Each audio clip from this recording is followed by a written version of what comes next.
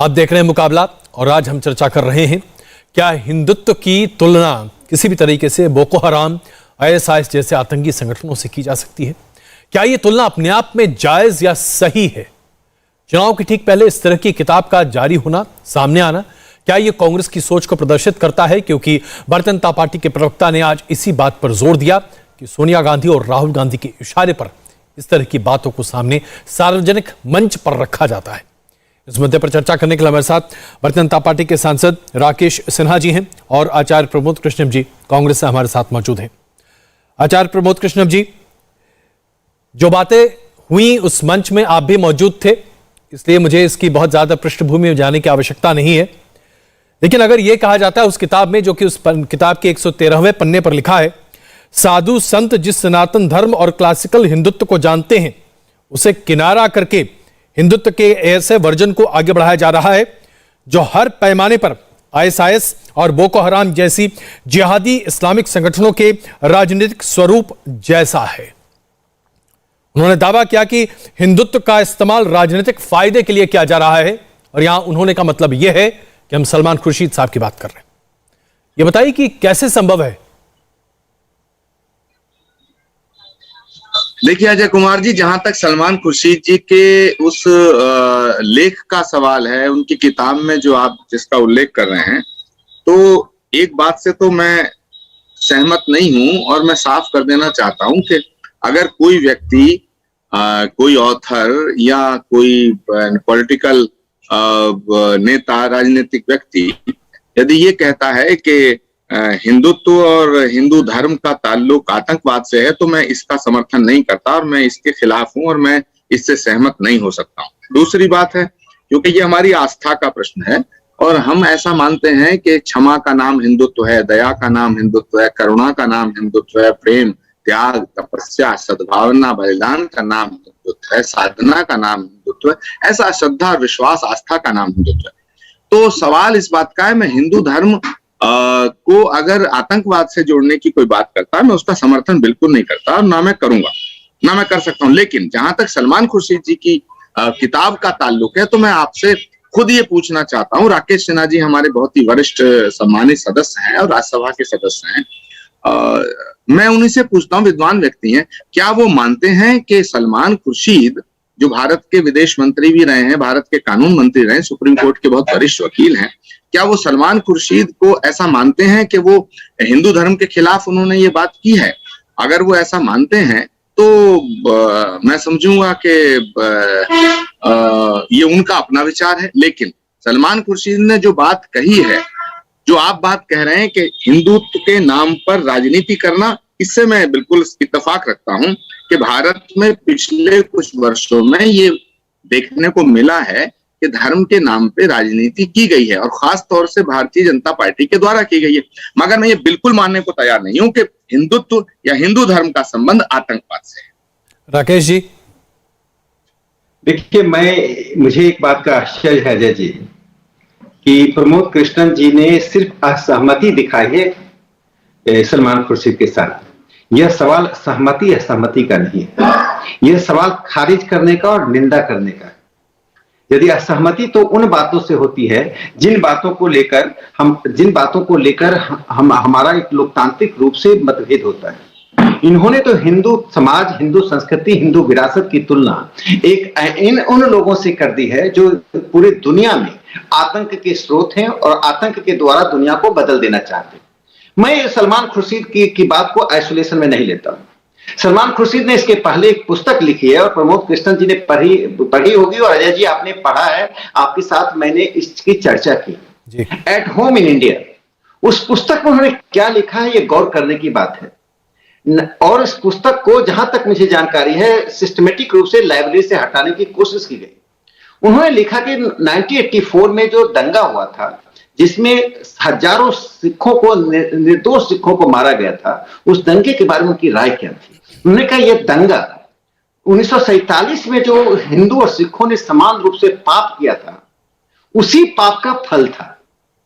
ये उन्होंने सिन शब्द का प्रयोग किया, एलाई, दोनों ने समान रूप से पाप किया था 47 में। यानी 47 के विभाजन, हिंदू मुस्लिम दंगा, खून खराबा, डिस्प्लेसमेंट की जिम्मेदारी हिंदू सिखों की थी। और 84 के दंगों से मुसलमानों को टेरिफिक कंटेनमेंट मिला, सेटिस्फैक्शन मिला, बहुत ही एक संतोष हुआ, क्योंकि जो उनके साथ अत्याचार 47 में हिंदू सिखों ने किया वो आपस में खून बहाकर उन्होंने उसका परिणाम निकला। उसी दौर में वे आज इस पुस्तक में कह रहे हैं कि इस हिंदू संगठन वो तालिबानी संगठन या ISIS की जगह है।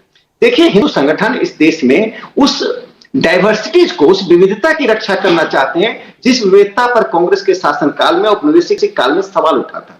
प्रमोद कृष्णन जी बता दें कि नियोगी कमीशन क्यों बना था? धर्मांतरण के खिलाफ नेहरू जी ने बनाया था। धर्मांतरण पर प्रतिबंध क्यों लगा? तो हिंदुओं को डेमोग्राफिक रूप से और कल्चरल रूप से जो क्षरण करने की कोशिश हो रही है, उस कोशिश पर जब कोई हिंदू संगठन खड़ा होता है तो सलमान खुर्शीद को कष्ट होता है। वो हिंदू को कायर, कमजोर और उदारता के नाम पर अपनी भूमि और अपनी जनसंख्या, अपनी संस्कृति के क्षरण की अनुमति देने की कल्पना करते हैं, जो कांग्रेस शासन में होता है। राष्ट्रीय स्वयंसेवक संघ और ऐसे संगठन इसकी अनुमति नहीं देंगे। हिंदू समाज, हिंदू संस्कृति, हिंदू विरासत, जिसमें प्रमोद कृष्णन जी भी आते हैं, जिसमें कांग्रेस पार्टी भी आती है, उसकी हम रक्षा करने के लिए प्रतिबद्ध हैं। और अंतिम बात मैं कहना चाहता हूं, कहेंगे हिंदुत्व क्या है, तो संघ विनोबा भावे जी की उस परिभाषा को मानती है, भी संस्कृति और ही संस्कृति, मैं भी तुम भी, और ही संस्कृति मैं ही, यही एक रास्ता। तो ही संस्कृति का निषेध करने वाला जो हिंदुत्व है वो नरेंद्र मोदी जी की सरकार में लागू किया जा रहा है। उसी सामाजिक दर्शन हम लेकर चल रहे हैं, और ही संस्कृति को संरक्षण देने वाली चीजें नेहरूवादी शासनकाल में चल रही थी। प्रमोद कृष्णन जी, दो बातों पर मैं चाहूंगा कि आप टिप्पणी करें। पहले तो ये कि RSS यानी कि संघ परिवार लगातार हिंदू पद्धति और पूरे भारतीय संरचना को बचाने की कोशिश कर रहा है, क्योंकि उस मंच पर जो बातें हुई वो बिल्कुल इससे इतर है, दूसरी तरफ है। और दूसरी बात जो आज भारतीय जनता पार्टी के प्रवक्ता गौरव भाटिया ने कही, उन्होंने कहा कि यह सोची समझी रणनीति है। सोनिया गांधी, राहुल गांधी जानबूझकर चाहते हैं कि इस तरह की बातों को सामने रखा जाए। वो जानबूझकर हिंदुत्व को अपमानित करना चाहते हैं, हिंदुओं का अपमान करना चाहते हैं, मौका पड़ने पर ही, मौका परस्ती के तहत जिन्हें उद्धारी ब्राह्मण बन जाते हैं। नहीं, मैं राकेश सिन्हा जी की बात से अगर थोड़ी देर को सहमत भी हो जाऊं, तो क्या ये मान लिया जाए कि कोई भारत का राजनीतिक दल हिंदुओं के खिलाफ काम कर रहा है और उसमें कांग्रेस पार्टी का नाम लिया जा रहा है? क्या सलमान खुर्शीद ने अगर अपनी किताब लिखी है और उस किताब के 500 पेज के, 600 पेज की किताब में एक पन्ने में, एक पैराग्राफ में ये जिक्र है, अगर ये है, पहली बात मैंने आपको स्पष्ट कह दिया, मैंने घुमा फिरा के नहीं कहा, मैं उसका समर्थन नहीं करता। लेकिन अब राकेश सिन्हा जी ने एक और आरोप लगा दिया कि समर्थन करना, सहमति व्यक्त करना या असहमति व्यक्त करना विषय नहीं है, विषय है कि उसका खंडन किया जाए। ठीक है, मैं अगर कहता हूं कि अगर सलमान खुर्शीद जी ने कोई टिप्पणी हिंदू धर्म के खिलाफ की है तो मैं उसका खंडन भी कर सकता हूं, मैं उसका विरोध भी कर सकता हूं। लेकिन आपकी सरकार है, अगर आपको लगता है कि भारत में एक प्रमुख राजनीतिक दल का एक इतना बड़ा सीनियर लीडर एक धर्म के खिलाफ कोई बात लिखता है, वो तो धार्मिक उन्माद जैसी हो गई, तो आप उनके खिलाफ कानूनी कार्रवाई कर सकते हैं। जहां तक ताल्लुक कांग्रेस पार्टी का है, कांग्रेस पार्टी का संबंध इस बात से ना कभी था, ना कभी है, ना कभी हो सकता है। कांग्रेस पार्टी ना प्रो मुस्लिम है, ना कांग्रेस पार्टी एंटी मुस्लिम है, ना कांग्रेस पार्टी प्रो हिंदू है, ना कांग्रेस पार्टी एंटी हिंदू है। कांग्रेस पार्टी हिंदू, मुस्लिम और सिख, ईसाई और तमाम और धर्म को, मतांतरों को साथ लेके चलने वाली एक पार्टी है। तो सलमान खुर्शीद की उस बुक के उस पैराग्राफ से भारत को या भारत में रहने वाले पॉलिटिकल पार्टीज को असहमति हो सकती है या सहमति हो सकती है, मगर कांग्रेस पार्टी किसी भी कीमत पर हिंदू धर्म के खिलाफ ना कांग्रेस पार्टी ने कभी कुछ बोला है और ना कभी कुछ। आचार्य जी, मैं कुछ तथ्यों की तरफ आपका ध्यान आकर्षित करना चाहता हूं, जरा आप सुन लीजिएगा, बस मुझे 2 मिनट का वक्त दीजिएगा। 25 अगस्त 2010 उस वक्त के गृहमंत्री पी चिदंबरम, उन्होंने भगवा आतंक शब्द कॉइन किया था, संसद में अपना बयान रखा था। उसके बाद 20 जनवरी 2013 सुशील कुमार शिंदे गृहमंत्री थे और उन्होंने कहा था कि भारतीय जनता पार्टी और संघ परिवार हिंदू आतंकवाद की ट्रेनिंग अपने कैंपों में देता है और हिंदू आतंकवाद को बढ़ावा संघ परिवार देता है। कुछ और तथ्य बाहर निकल कर आए, जिसमें कहा गया कि 17 दिसंबर 2010 को राहुल गांधी का एक विकीलीक्स का बयान सामने आया, जिसमें कहा गया कि आतंकवादी हिंदू संगठन देश के लिए सबसे बड़ी चिंता का विषय हैं। हिंदू आतंकवाद हमारे देश के लिए सबसे बड़ा चिंता का मामला बनता जा रहा है। 20 नवंबर 2020 शशि थरूर ने अपनी किताब में लिखा है, हिंदुत्व कोई धार्मिक नहीं बल्कि राजनीतिक सिद्धांत है। उसके बाद शशि थरूर ने एक ट्वीट लिखा, उसमें उन्होंने लिखा, हिंदू और हिंदुत्व का विचार देश को विभाजित कर रहा है। जब इस तरह की बातें कांग्रेस के तमाम नेता और शीर्ष नेतृत्व करता है तो फिर तो सवाल उठता है ना कि पूरी पार्टी की विचारधारा होगी, अलग कैसे हो सकती है?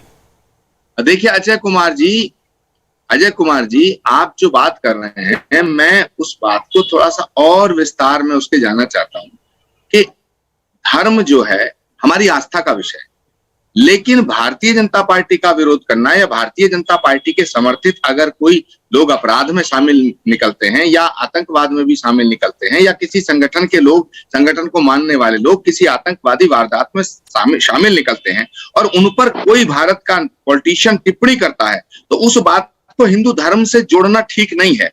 कांग्रेस पार्टी ने कब कहा कि साहब जो भगवा धारण करते हैं वो आतंकवादी हैं, साधु आतंकवादी हैं? नहीं, कभी नहीं कहा। जहां तक शिंदे जी के बयान की आप बात कर रहे हैं, चिदम्बरम के बयान की बात कर रहे हैं, मैं साफ तौर से कहना चाहता हूं, उन्होंने ये बयान उस समय दिए थे जब समझौता एक्सप्रेस ब्लास्ट हुआ था, जब मालेगांव ब्लास्ट हुआ था, जब मक्का मस्जिद और अजमेर दरगाह ब्लास्ट हुए थे, तो उसमें कुछ आतंकवादी जो पकड़े गए थे उनका संबंध किसी संगठन से जुड़ा पाया गया था और उन्होंने उस कॉन्टेक्स्ट में ये कहा था कि भाई ये संगठन से जुड़े व्यक्ति हैं, इसलिए इसको अब बड़ा खतरनाक मामला बन सकता है अगर इतना बड़ा संगठन से जुड़ा हुआ व्यक्ति आतंकवादी घटना में लिप्त हो। नंबर 2, नंबर 3, जिस पार्टी के तमाम वरिष्ठ नेताओं की शहादत, कुर्बानियां, बलिदान इस देश के लिए हुआ, इंदिरा गांधी की शहादत हुई, राजीव गांधी की शहादत हुई, महात्मा गांधी की शहादत हुई, तो क्या वो पार्टी आतंकवाद का समर्थन कर सकती है? नंबर 1, जिस पार्टी की नेता इंदिरा गांधी ने पाकिस्तान को तोड़ दिया, 2 टुकड़े किए, तो क्या उस पार्टी का कोई नेता या वो पार्टी पाकिस्तान के समर्थन में जा सकती है? नहीं। जिस पार्टी की स्थापना से लेके आज तक कभी ऐसा हुआ है कि भारत के अंदर 80% हिंदू जनता है, तो क्या हम हिंदू जनता का विरोध करके, हिंदू धर्म को अपमानित करके, हिंदुओं का विरोध करके इस भारत में राजनीति करने का सोच सकते हैं? कोई भी राजनीतिक दल, अजय कुमार जी छोड़ दीजिए कांग्रेस की बात, कोई भी राजनीतिक दल अगर किसी धर्म के विरोध में अपनी बात रखता है, वो भारत में राजनीति उसको करना कैसे संभव है? इसलिए मैं कहना चाहता हूं कि सलमान खुर्शीद जी के जो इस बयान को लेकर के इतना बवाल किया जा रहा है, उनके बयान को किस कंटेक्स्ट में उन्होंने लिखा है ये उनसे पूछने की जरूरत है। मैं आपसे रिक्वेस्ट करूंगा कि सलमान खुर्शीद जी को आप बात करें, उनसे पूछें कि आपके इस कथन पर, आपके इस वक्तव्य पर, आपके इस लेख पर हिंदुस्तान में एक बहस छिड़ गई है, तो बेहतर होगा कि इस बात का जवाब वो हमने उनसे पूछा है प्रमोद जी, और उनका जवाब यही है, मेरी पूरी किताब पढ़िए फिर बात कीजिएगा। राकेश जी, मैं चाहता हूं आप जवाब दें आचार्य जी के इन तमाम वक्तव्य का। देखिए यहाँ मैं 10 सेकंड राकेश जी से अनुमति लेके 10 सेकंड, सिर्फ 10 सेकंड। अच्छा प्लीज, मैं अजय जी ये बात साफ करता हूं कि सलमान खुर्शीद जी के उस वक्तव्य से, उस कथन से मैं बिल्कुल सहमति व्यक्त नहीं करता हूं, मैं उस बात का समर्थन नहीं करता। 1920 में नागपुर के कांग्रेस अधिवेशन में जिन्ना ने गांधी जी को महात्मा कहने से इंकार कर दिया, पूरे अधिवेशन ने जिन्ना को खारिज कर दिया, जिन्ना को बोलने नहीं दिया। 3 बार एडजॉर्न हुआ सभाएं, चौथी बार भी जब वो तैयार नहीं हुआ तो उसको खारिज कर दिया। सवाल महात्मा शब्द का नहीं था, सवाल उस पृष्ठभूमि का था जिस पृष्ठभूमि में गांधी जी को महात्मा कहा गया था, और जिन्ना की नजर में वो महात्मा शब्द हिंदू धर्म को आरोपित करना था, जो सच्चाई नहीं है। जिन्ना अध्यात्म और संस्कृति के बीच में भारत में जो एक मतता है उसे समझ नहीं पाए, चूंकि यही संस्कृति के वो उपासक थे।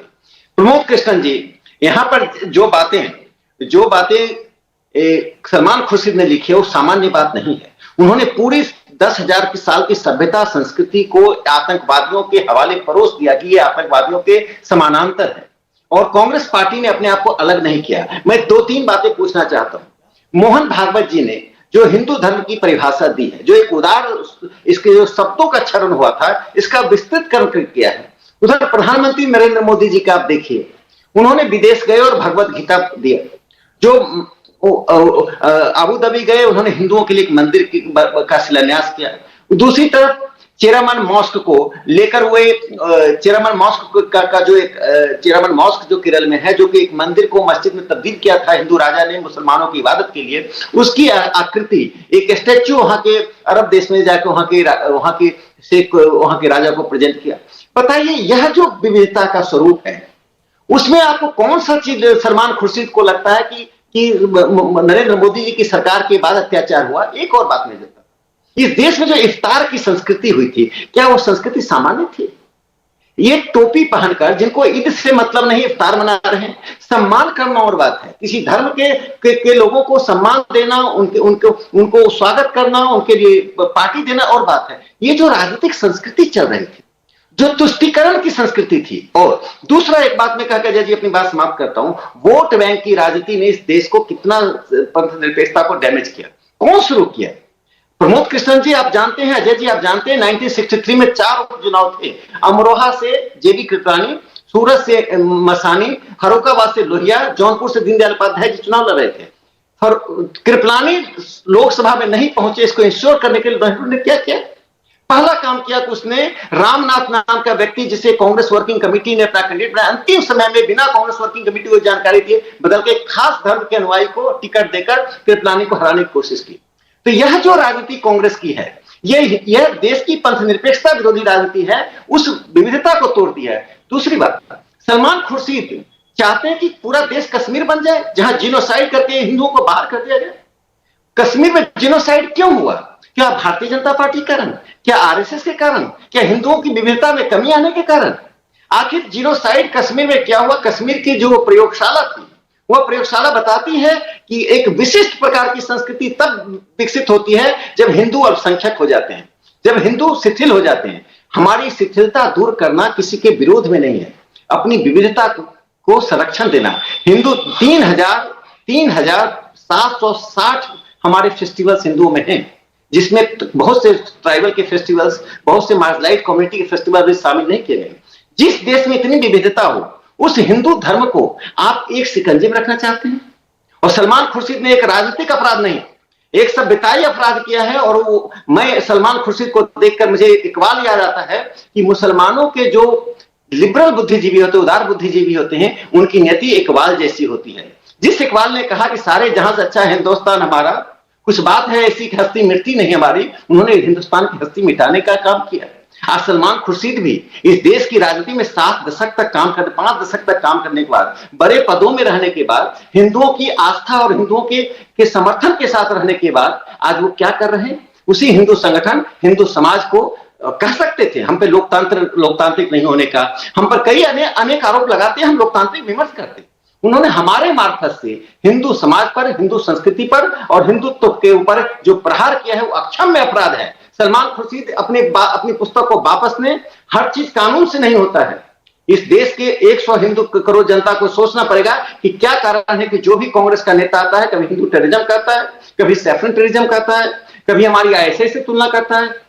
इरफान हबीब एक अलीगढ़ मुस्लिम यूनिवर्सिटी के हिस्टोरियन है, 5 साल पहले उन्होंने हमारी तुलना की इससे, और आज यह कर रहे हैं, सलमान खुर्शीद कर रहे हैं। इससे मैं कहता हूं कि हम सबको मिलकर एक तरह से एक सर्वानुमति बनानी पड़ेगी। और कांग्रेस पार्टी को यदि अपने अस्तित्व में रहना है तो ऐसे एलिमेंट से छुटकारा पाना पड़ेगा। लेकिन मुझे राहुल गांधी, प्रियंका गांधी, सोनिया गांधी एक तरह से इसे आप चेतावनी समझ सकते हैं जो जनमत एकत्रित हो रहा है। आचार्य जी, अजय कुमार जी, आपने मुझसे कोई सवाल किया? जी, मैंने ये कहा कि अभी जो राकेश जी ने कहा है, ये एक बहुत बड़े तबके की सोच है, एक विचार है, और ये एक चेतावनी के तौर पर है आज कांग्रेस के लिए। देखिए, मैं राकेश सिन्हा जी से एक सवाल पूछना चाहता हूं कि भाजपा का जो जन्म है वो कब हुआ? 40 साल पहले, 50 साल पहले मान लो। इससे पहले देश आजाद हुआ 1947 में। देश की आजादी से पहले हजारों साल पहले, लाखों साल का इतिहास भारत में सनातन धर्म का है, पूरे विश्व में सनातन धर्म। और हजारों साल हमारा देश गुलाम रहा, जिसमें मुगलों ने, अफगानों ने, हूणों ने हुकूमत की और अंग्रेजों ने। 1000 साल में हमारे धर्म को कोई खतरा नहीं था। देश की आजादी के बाद ही इस धर्म को खतरा पैदा हुआ, पहली बात। दूसरी बात, सनातन धर्म तो पहले भी था जब बीजेपी नहीं थी। तो क्या आप ये कहना चाहते हैं कि हिंदू सिर्फ वो है जो सिर्फ भाजपा में है? क्या आप दिग्विजय सिंह को हिंदू नहीं मानते? क्या आप चिदम्बरम को हिंदू नहीं मानते? क्या आप कमलनाथ को हिंदू नहीं मानते? क्या आप राहुल गांधी और प्रियंका गांधी जी को हिंदू नहीं मानते? क्या आप भूपेंद्र हुड्डा को हिंदू नहीं मानते? क्या अशोक गहलोत को हिंदू नहीं मानते? क्या कांग्रेस पार्टी के अंदर राकेश जी प्लीज जवाब दिए सर। क्या जो समाजवादी पार्टी के अंदर अखिलेश यादव को आप हिंदू नहीं मानते? आप बहन मायावती को हिंदू नहीं मानते? क्या आपसे नहीं, क्या आप ये बताएं कि जो भाजपा के साथ है सिर्फ वो हिंदू है? पहली बात तो ये बताइए। दूसरी बात, हो सकता है कोई नेता बीजेपी के खिलाफ हो, कोई आरएसएस के खिलाफ, कोई दूसरे संगठन के खिलाफ, लेकिन हिंदू धर्म के खिलाफ अगर कोई कांग्रेस का नेता है, मुझे आप बताइए ना, मुझे राकेश जी बताइए, हिंदू धर्म के खिलाफ कौन सा कांग्रेस का नेता? मौका देंगे मैं बताऊंगा। मैं आपको सुनता रहा, मैं तो आपसे सवाल कर रहा हूँ। प्रमोद कृष्ण जी आपने कहा कि आजादी की बात, इतनी विनम्रता से सवाल कर रहा हूँ आपसे विनम्रता से सवाल जी। आचार्य जी सुनिए राकेश जी जवाब दे रहे हैं सर। आचार्य जी राकेश जी प्लीज। देखिए प्रमोद कृष्ण जी, पहले तो मैं इतिहास के दो घटनाएं बता देता हूं। आपने कहा क्या आजादी के बाद हिंदुओं पर खतरा हुआ? इससे खतरा बीजेपी कांग्रेस से जुड़ा हुआ प्रश्न नहीं है। जो अजय जी ने कहा एक बड़ा तबका इस देश में है जो हिंदू समाज को खत्म करना चाहता। 1911 में कि जनगणना में एक गेट सर्कुलर निकालने की कोशिश हुई। गेट सर्कुलर उसको कहते हैं 1910 में, जिसमें 10 क्वेश्चनायर दिए गए थे कि आप साथ उठते बैठते हैं कि नहीं, साथ खाते हैं कि नहीं, शमशान घाट समान है कि नहीं, यदि नहीं है तो आप हिंदू नहीं। ये गेट सर्कुलर मुस्लिम लीग के दबाव में एक जीए गेट ने निकाला था, जो कि उसमें सेंसस कमिश्नर थे। हिंदुओं के विरोध के बाद उसी समय कर्नल यूएन मुखर्जी ने पुस्तक लिखी थी जो श्रीनाथ मुखर्जी के दामाद थे, डाइंग रेस और हिंदूज आफ्टर कमिंग सेंसस। उस किताब का प्रभाव और दबाव इतना हुआ कि सरकार को गेट सर्कुलर वापस लेना पड़ा। मैं इस तरह की दर्जनों घटनाओं का जिक्र करना चाहता हूं कि लगातार, और संघ की स्थापना की बात करें 1925, उसके पहले एक पुस्तक लिखी गई थी इंडिया एंड इट्स सिविलाइजेशन, और विलियम आर्चर की इस किताब ने हिंदुओं को जिस तरह से डिग्रेड किया, प्रमोद कृष्ण जी आप पढ़ लेंगे तो आपको लगेगा कि हम कहीं अस्तित्व में हैं या नहीं। तो ये लगातार होती रही है, और उसी इंडिया एंड सिविलाइजेशन के ही क्रम में मैं सलमान खुर्शीद की किताब रखता हूं। अलग अलग तरह से, अलग अलग रूप में हमारा सर एक ही है, खंजर बदल जाते हैं। कभी सलमान खुर्शीद का खंजर होता है, कभी दिग्विजय सिंह का खंजर होता है, कभी आईएसआई का खंजर होता है। तो हम उन खंजर को पहचानते हैं। हमें अपने सर को बचाना है। हम विनोबा भावे की भी संस्कृति को बचाना चाहते हैं, जिसमें प्रमोद कृष्णन जी को अधिकार हो कि एक नए दर्शन के साथ, नई संस्कृति के साथ, एक नई जीवन पद्धति के साथ कुछ करें। तो न संविधान आ रहा है, न समाज आ रहा है। वह कब रहेगा? प्रमोद कृष्णन जी बताइए, आपका आश्रम, आपकी स्वतंत्र वाणी और आपका स्वतंत्र राह और दर्शन, और आप एक नए मसीहा बनने की स्थिति में हो, तब अवरोध कब नहीं होगा बता दीजिए। और अवरोध कब होगा? क्या कश्मीर की स्थिति बनने पर यह अवरोध होगा या नहीं होगा? आज प्रधानमंत्री नरेंद्र मोदी जी के नेतृत्व में जो कश्मीर में स्थिति बदलने की कोशिश हुई है, कौन लोग विरोध कर रहे हैं? कौन लोग इस देश में देश की डेमोग्राफी को चेंज करना चाहते हैं? क्या कारण है कि जनसंख्या नियंत्रण की बात आती है तो खास प्रकार के लोग ही उसका विरोध करने पहुंच जाते हैं? तो मैं यही कहना चाहता हूं, कुछ बातों पर हमें एक सर्वानुमति बनानी पड़ेगी। भारत से राकेश जी मैं आपकी प्रतिक्रिया इस बात पर भी चाहूंगा। दिग्विजय जी ने उसी मंच से अपनी बातों में कहा कि हिंदुत्व का हिंदू धर्म से कोई लेना देना नहीं है। सावरकर बिल्कुल भी धार्मिक नहीं थे। सावरकर गाय को मां मानते थे, लेकिन बीफ खाते थे। जिन शब्दों का उन्होंने इस्तेमाल किया है, बाकी मैं कहना नहीं चाहता, आप समझ रहे हैं मैं क्या कह रहा हूं। मैं अजय जी इसका उत्तर देता हूं। देखिए एक बात जान लीजिए, अगर दिग्विजय सिंह को हिंदू का बोध होता तो ऐसा नहीं बोलते। हमारे यहां नास्तिकों को भी हिंदू माना जाता है। इससे कोई मूर्ति पूजा करे या ना करे। स्वामी दयानंद सरस्वती तो मूर्ति पूजा के विरोध में थे। स्वामी दयानंद सरस्वती वाराणसी के 300 पंडितों के बीच में 17 नवंबर 1869 को एक बड़ा डिबेट हुआ काशी में, जिससे स्वामी दयानंद सरस्वती ने हिंदू मूर्ति पूजा का विरोध किया। वो अभी काशी में जाकर जो मूर्ति पूजा का केंद्र है, किसी ने उन पर पत्थर नहीं फेंका, किसी ने 300 पंडितों को फूल नहीं चढ़ाया, दोनों को समान रूप से देखा। और मंडन मिश्र की पत्नी मां भारती ने क्या किया? शंकराचार्य जी को चुनौती दी। तो देखिए, जिस देश में नीति का सिद्धांत हो, जो प्रधानमंत्री नरेंद्र मोदी जी ने इस बार क्या कहा अपने उद्बोधन में केदारनाथ से? नीति। उपनिषद में कहा यह भी नहीं वह भी नहीं। मैं तो बुनियादी प्रश्न उठा रहा हूं। भारत केंद्रित पंथ निरपेक्षता और यूरोप केंद्रित पंथ निरपेक्षता का एक अंतर मैं बताकर अपनी बात समाप्त करता हूं। जो इंग्लैंड की क्वीन है, जो रानी होती हैं, वो चर्च ऑफ इंग्लैंड की हेड होती हैं। और हाउस ऑफ लॉर्ड में 26 लॉर्ड्स को नॉमिनेट करती है। अब वो पंथ निरपेक्ष है, उससे हम पंथ निरपेक्षता सीखेंगे। अमेरिका के राष्ट्रपति एक नहीं दो बाइबल पर हाथ रखकर शपथ लेते हैं, भारत से तुलना करते हैं। तो पंडित नेहरू ने यूरो केंद्रित यूरो सेंट्रिक पंथ निरपेक्षता को इस देश पर थोपा, जिसको लेकर प्रमोद कृष्ण चल रहे हैं। आत्मा से वे राष्ट्रीय स्वयंसेवक संघ के साथ हैं, लेकिन राजनीतिक गतिविधियों के कारण कांग्रेस के दर्शन के साथ हैं। राष्ट्रीय स्वयंसेवक संघ इस देश में यदि नहीं होता 90 साल में, कल्पना कीजिए इस देश में क्या क्या नहीं होता है और क्या क्या होता। मैं सिर्फ इस कल्पना को आत्मालोचन कीजिए। सलमान खुर्शीद एक अपराधी हैं। अपराधी सिर्फ इस बात के नहीं है कि उन्होंने गलत लिखा है, उन्होंने एक 10,000 की साल की सभ्यता और संस्कृति को पर चोट की है। देखिए, नींबू का एक बूंद पूरे दूध के चरित्र को बदल देता है। यह पैराग्राफ उनकी पूरी पुस्तक को उसी तरह बदल दे रहा है जैसे नींबू का एक बूंद दूध के भरे बाल्टी को बदल देता है। आचार्य जी, सलमान खुर्शीद इस पुस्तक को वापस लें। देखिए राकेश सिन्हा जी, जब आप धर्म रक्षा की बात करते हैं, राष्ट्र रक्षा की बात करते हैं, मैं आपके साथ हूं, बिल्कुल मैं आपके साथ हूं। अगर धर्म पर संकट है, मैं आपके साथ हूं। मैं आज नेशनल चैनल पर अजय कुमार जी के शो में ये ऐलान करता हूं, राष्ट्र पे अगर संकट है मैं आपके साथ, धर्म पे अगर संकट है मैं आपके साथ हूं। लेकिन यदि आप धर्म पर संकट बता करके, हिंदुओं को डरा करके, और आप ये कहना चाहते हैं कि हिंदू एक हो जाओ, तुम पर संकट है और भाजपा के झंडे के साथ आ जाओ, तो मैं इसके खिलाफ हूं, मैं इसका समर्थन नहीं कर सकता। मुझे आपकी बातों से कहीं कहीं सहमति है। मैं आपके इतिहास के बोध पर, इतिहास के ज्ञान पर, और जो प्राचीन काल से लेकर आज तक जो घटनाएं घटी हैं, मैं उनसे बहुत सी बातों से सहमत हूं, क्योंकि इतिहास एक सत्य है और वो परिवर्तित नहीं हो सकता है। परंतु वर्तमान राजनीतिक परिदृश्य जो भारत का है, उसमें आपने देश की आजादी के बाद दशकों तक ये बात उठाई कि हिंदू जागो, हिंदू जागो, हिंदू जागो, हिंदू जागो। हिंदू जाग गया, और जब हिंदू जाग गया तो आपकी सरकार बनी। तो जब हिंदू जागृत हुआ तो भाजपा जागृत हुई, भाजपा ताकतवर हुई, क्योंकि आप ऐसा प्रस्तुत करना चाहते हैं कि जो हिंदू भारतीय जनता पार्टी के साथ नहीं है, वो उनके हिंदुत्व पर, उनके हिंदू धर्म पर प्रश्न चिन्ह है। इससे मुझे आपत्ति है, एक बात। दूसरी बात, आपने तुष्टीकरण का जिक्र किया। मैं आपसे आज विनम्रता से पूछना चाहता हूं, भारत की संसद के सम्मानित सदस्य से पूछना चाहता हूं, आदरणीय राकेश सिन्हा से पूछना चाहता हूं कि ऐसी कौन सी योजनाएं हैं जो कांग्रेस ने 60 साल में लागू की और जिनसे मुसलमानों का तुष्टीकरण होता था, और 7 सालों में आपने उन कौन सी योजनाओं को बंद कर दिया?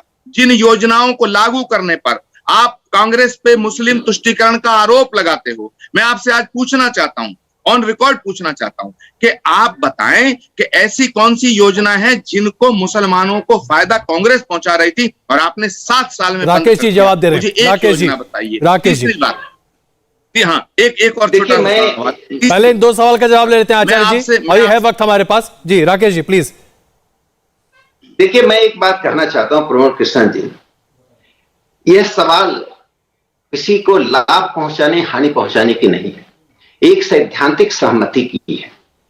हमारी पंथ निरपेक्षता की जो परिभाषा है उसको कांग्रेस ने तब्दील कर दिया। क्यों तब्दील किया, उसके मैंने यूरोप का 2 उदाहरण दिया। मैं आगे बात करना चाहूँ। पंडित जवाहरलाल नेहरू स्वयं 24 जनवरी 1948 को अलीगढ़ मुस्लिम विश्वविद्यालय के कॉन्वोकेशन में दीक्षांत समारोह में उन्होंने एक भाषण दिया। स्वाभाविक है कि उस दीक्षांत समारोह में 99% लोग एक ही समुदाय के थे, इसमें कोई हर्ज नहीं। उन्होंने अपने भाषण में कहे, संरक्षक के जैसे मैं हूं, मैं हिंदू हूं, आप मुसलमान हैं। पहली बार नेहरू ने आजादी के बाद कोई ऐसे शब्द का प्रयोग है जो साधारणतः नेहरू जी नहीं करते थे। नेहरू जी के प्रति मेरा बड़ा सम्मान है, कई मामलों में बहुत अच्छे काम किए हैं, सराहनीय काम किए हैं, प्रेरणा स्रोत के काम किए हैं। लेकिन जब उन्होंने पंथ निरपेक्षता के मामले में, और उनमें मोदी जी में एक बुनियादी अंतर है। मोदी जी ने भारत केंद्रित, उनके मन की बात देख लीजिए, पार्लियामेंट के भाषण को देख लीजिए, भारत की ज्ञान परंपरा से उपजी हुई चीजें हैं। और नेहरू जी में पश्चिम की ज्ञान परंपरा से उपजी हुई चीजें। लेकिन मैं जो कहना चाहता हूं, 24 जनवरी 1948 को उन्होंने क्या कहा, क्या आप भी ट्रस्टी हैं? क्या भारत की विरासत को देखकर यूं ही गुजर जाते हैं जैसे कोई एलियन है, कोई पराये हैं, या आपके हृदय में झंकृति होती है? यह जो सवाल नेहरू जी ने क्यों उठाया था, यह जो सवाल 48 में उठाया था, उस अनुभव से उठाया था जब 1946-45 में नेहरू जी एक मास कांटेक्ट प्रोग्राम लेकर निकले। उनको विश्वास था कि उनकी पंथ निरपेक्षता से मुसलमान प्रभावित थे, वो लोकप्रिय है। सारे लोगों ने विरोध किया कि आप मत निकालिए, आपके कार्यक्रम विफल हो जाएंगे। नेहरू जी को भरोसा था निकले, क्या हुआ? अंत में उन्हें विफलता हाथ लगी, मुस्लिम मास कांटेक्ट प्रोग्राम फेल कर गया। और एक बात बताना चाहता हूं, कांग्रेस की कितनी घातक राजनीति रही है। अब्दुल गफ्फार खान, सीमांत गांधी भारत में रहना चाहते थे, कहे मुझे भेड़ियों के मुंह में मत दे लो, किसने उनको बाध्य कर दिया पाकिस्तान जाने के लिए? तो जीवन भर जेल में सड़ते रहे, निर्वासित जीवन जीते रहे। कांग्रेस की पूरी राजनीति आजादी से पहले से इस देश में सत्ता की राजनीति रही है। नेहरू की उसी राजनीति को लेकर राहुल गांधी विकृत रूप में चल रहे हैं। जब कभी कोट के ऊपर जनेऊ पहनते हैं, केरल में जाकर कुछ और बोलते हैं, दिल्ली आकर कुछ और बोलते हैं, उनमें हिंदू धर्म की जो बुनियाद है उसकी बोध नहीं है। यदि बुनियाद का जिस दिन बोध हो जाएगा उस दिन राहुल गांधी वही होंगे। मैं चाहता हूं प्रमोद कृष्णन जी की भूमिका बढ़े। एक अंतिम बात अजय जी मैं कहना चाहता हूं आज प्रमोद कृष्णन जी से, यदि कन्हैया लाल मानिकलाल मुंशी, सरदार वल्लभ भाई पटेल, पुरुषोत्तम दास टंडन, संपूर्णानंद, यह जो कांग्रेस का वर्ग था, यह यदि कांग्रेस का वर्ग के साथ नेहरू जी का संवाद होता और इस वर्ग की बातों को, भारतीय संस्कृति की बातों को यदि कांग्रेस में स्थापित होता तो शायद भारतीय जनसंघ की स्थापना की नौबत ही नहीं आती। एक और महत्वपूर्ण मुद्दा है, क्योंकि वक्त कम हो रहा है इसलिए मुझे इसको आपके सामने अभी उठाना पड़ रहा है। स्थापना की नौबत ही नहीं आती। राकेश जी, एक और मुद्दा है जो कि इसी मंच पर इस पर चर्चा हुई। पी चिदंबरम साहब ने इसी मंच का इस्तेमाल करते हुए कहा कि सत्य तो यह है कि 6 दिसंबर 1992 को जो हुआ वो निहायत ही गलत था। एक ऐसा हादसा जिसने संविधान को छित विछित कर दिया। सुप्रीम कोर्ट के तमाम आदेशों को अनदेखा किया गया। दो समुदाय के बीच में वैमनस्य की स्थिति पैदा कर दी गई। एक ऐसा गलत जिसे मैं 100 बार कहूंगा कि गलत था, अयोध्या का विध्वंस। ये उनकी टिप्पणी। एक बात मैं इसका उत्तर देता हूं जी, इसका मैं उत्तर देता हूं। देखिए 6 दिसंबर 1992 को जो हुआ, राष्ट्रीय स्वयंसेवक संघ का मत था कि हम उस ढांचे को हटाकर कहीं और रखें, हम तोड़ना नहीं चाहते थे। लेकिन यदि वो टूटा है तो हमें कोई शर्म नहीं है, कोई खेद नहीं है, क्योंकि हम भारत के मुसलमानों से जोड़ते नहीं है, हम उसे आक्रमणकारी मुसलमानों से जोड़ते हैं। हर मस्जिद मुसलमान का नहीं होता है। जो आक्रमणकारी है, कोई जामा मस्जिद पर भी हमला करेगा तो हम भारतीय होने के नाते जामा मस्जिद की रक्षा करेंगे, क्योंकि जामा मस्जिद भारत का मंदिर है, भारत का मस्जिद है। हमने तो चेरामन में एक मंदिर को मस्जिद में तब्दील कर दिया। हम तो उस संस्कृति के पुजारी हैं। आप भारत की संस्कृति, भारत की विरासत, भारत की भूमि से जुड़े हुए हैं। हम आपकी रक्षा करेंगे चाहे आप पर आक्रमण कोई करेगा। सवाल यह उठता है उस ढांचे को गिराया क्यों गया? आप 350-400 साल से हिंदुओं को प्रताड़ित कर रहे थे, मुकदमे हो रहे थे, हिंदू मारे जा रहे थे। वो आक्रोश की प्रकटीकरण था। वो आक्रोश की प्रकटीकरण ना संविधान के खिलाफ था, ना मुसलमानों के खिलाफ था, ना पंथनिरपेक्षता के खिलाफ था। कोई शर्म की बात नहीं है। ढांचा गिरा, विवादित ढांचा था, उसको गिरा। नहीं गिरता तो अच्छा होता, हम उसको लेकिन उस स्थिति में भी उसको हम उठाकर कहीं और ले जाते बिना ढांचा गिराए। लेकिन उस ढांचा से मोह होना, ढांचा का सम्मान करना, बाबर और आक्रमणकारियों का सम्मान करना, ये ऐसे ही है अजय जी। कोई कहे कि सोमनाथ का जो जीर्णोद्धार हुआ वह गजनी गौरी का अपमान हुआ, यानी मुसलमानों का अपमान हुआ। गजनी गौरी बाबर को मैं आजाद भारत के आजाद हिंदुस्तान के मुसलमानों का प्रतिनिधि पुरुष नहीं मानता हूं। आचार्य जी मानती है, मुसलमानों का अपमान करती है। आचार्य जी। अजय जी, एक तो आज मुझे प्रसन्नता हुई कि आरएसएस से जुड़े होने के बावजूद और भारतीय जनता पार्टी के एक वरिष्ठ नेता होने के साथ साथ राकेश सिन्हा जी ने पंडित नेहरू के अच्छे कामों की प्रशंसा की। मैं बहुत इससे मैं प्रभावित भी हुआ और मुझे प्रसन्नता हुई। बाकी कोई भाजपा का प्रवक्ता पंडित नेहरू को हमेशा उनका अपमान करने में ज्यादा उनकी रुचि रहती है, उनका सम्मान नहीं करते हैं। ये अच्छी एक परंपरा राकेश जी ने आज जो शुरू की है, मैं समझता हूँ देश के लिए, देश के लोकतंत्र के लिए अच्छी बात है। दूसरे बात मैं राकेश जी से ये जानना चाहता हूँ कि राकेश जी आप मुझे बताएं कि आप अभी कह रहे थे कि वो जो ढांचा था वो विदेशी आक्रांताओं का प्रतीक था, वो ढाने में हमें कोई शर्म नहीं। ठीक है, आपने उसको ढा दिया, कोई बात नहीं। अब वहां भगवान श्री राम का मंदिर बन रहा है, सुप्रीम कोर्ट के आदेश के बावजूद बन रहा। लेकिन मुझे बताएं, क्या इस देश के मुसलमानों को आतंकवादी संगठनों से जोड़कर जो भारतीय जनता पार्टी दिखाना चाहती है कि भारत का मुसलमान, आप ही के वक्तव्य के आधार पर अगर मैं मानूं तो मैं ऐसा मानता हूं कि आप ये कहना चाहते हैं कि भारत का मुसलमान का जो आइडियोलॉजी है, भारत के मुसलमान के जो आइडियल, उनके जो हीरो हैं, वो ना बाबर है, ना चंगेज खां है, ना तैमूर लंग है, ना नादिर शाह अब्दाली है ना। ऐसा मुझे लगता है कि आप ये कहना चाहते हैं कि भारत का मुसलमान उनको अपना आइडियल नहीं मानता, लेकिन भारत का मुसलमान भारत के लिए अपनी जान देने को तैयार है। भारत के मुसलमानों ने इस देश के लिए कुर्बानी दी है, जिसमें अशफाक उल्लाह खां हैं, जिसमें वीर अब्दुल हमीद हैं, जिसमें और कितने नाम आ जाएंगे। मगर मुझे अफसोस तब होता है जब भारतीय जनता पार्टी और आपकी पार्टी के तमाम राष्ट्रीय प्रवक्ता राष्ट्रीय चैनलों पर भारत के मुसलमानों को अपमानित कर रहे हैं। अब तो नादिर शाह अब्दाली नहीं है, अब तो बाबर नहीं है, मैं इसका एक छोटा जवाब ले लूं, मेरे पास इतना ही वक्त है। मैं क्षमा चाहता हूं आचार्य जी, आपको बीच में रोक रहा हूं, बहुत छोटा सा जवाब दीजिएगा संक्षेप में। राकेश जी देखिए, ऐसा मैं क्यों मानता हूं कि किसी वैचारिक और कैडर बेस्ड संगठन का जो मुखिया होता है या जो सरकार का मुखिया होता है, उसकी बात को प्रमुखता से लेना चाहिए। बहुत से लोग बहुत तरह की अपने एक्सप्रेशंस होते हैं, उन एक्सप्रेशन को हम लेकर किसी संगठन को आरोपित नहीं करते। मोहन भागवत जी ने क्या कहा था, हिंदुत्व की क्या परिभाषा थी? जितने लोग हैं सभी हिंदू हैं, अब किसी के बिना हिंदुत्व पूरा नहीं है, उन्होंने कहा था ना। उन्होंने मुसलमानों को एक सम्मानित स्थान दिया ना कि हिंदुत्व में सब आते हैं। और प्रधानमंत्री मोदी जी ने उस वक्त जब ISIS अपने चरम पे था तो क्या कहा था, हिंदुस्तान के 100% मुसलमान 100% देशभक्त है। अब आपको क्या चाहिए? तो देखिए, कांग्रेस पार्टी अपनी रणनीति बदली। विजय सिंह सलमान बहस बहुत दिलचस्प है, बहुत अच्छी है, मजबूरन वक्त की कमी की वजह से हमें इसे यहीं पे खत्म करना पड़ रहा है। आप दोनों का बहुत धन्यवाद इस बहस में शामिल होने के लिए। लेकिन इतना तो जरूर है कि जब हम आकलन करते हैं और इतिहास के पन्ने पलटते हैं तो उन्हें हम किसी एक संकीर्ण नजरिए से नहीं देख सकते। हिंदुत्व, हिंदू ये शब्द हैं, लेकिन हिंदू सभ्यता और संस्कृति को आतंकवाद के साथ जोड़ना एक अपराध है। इसके बारे में हम शायद कहीं कोई और विमर्श कर ही नहीं सकते। इंडिया टीवी हर वक्त हर जगह डाउनलोड करने के लिए सर्च करें India TV news Google play store या ऐप स्टोर पर।